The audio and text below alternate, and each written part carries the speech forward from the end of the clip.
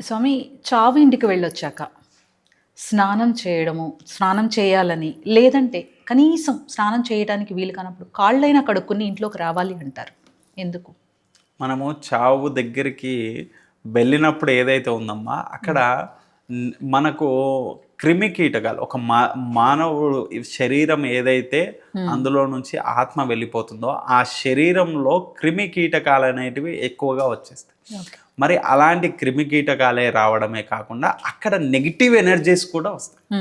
మరి అలాంటివన్నీ కూడా మనతో పాటు మన ఇంటికి రాకూడదు అని అంటే ఖచ్చితంగా అక్కడనే మీకు పూర్వం నుంచి కూడా ఒకటి చెప్పేవాళ్ళు ఏంటి, ఖచ్చితంగా ప్రతి ఒక్క శ్మశాన వాటిక దగ్గర నీళ్లు ఉంటాయి. అవును, అక్కడనే కాళ్ళు కడుక్కొని రావాలి.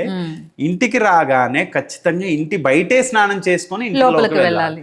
కాళ్ళు కడుక్కుంటే సరిపోతుంది కాదమ్మా, ఖచ్చితంగా స్నానం చేయాల్సిందే.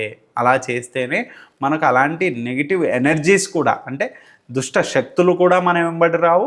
అలాగే మనకు ఆరోగ్యంగా ఉండడానికి ఆ క్రిమి కీటకాలు కూడా మన వెంబడి రాకుండా మనం అక్కడ స్నానం చేసుకుంటే అవన్నీ వెళ్ళిపోయి మనము శుభ్రంగా ఇంట్లోకి వెళ్ళి దైవ ఆరాధన ఖచ్చితంగా చేసుకోవాలి.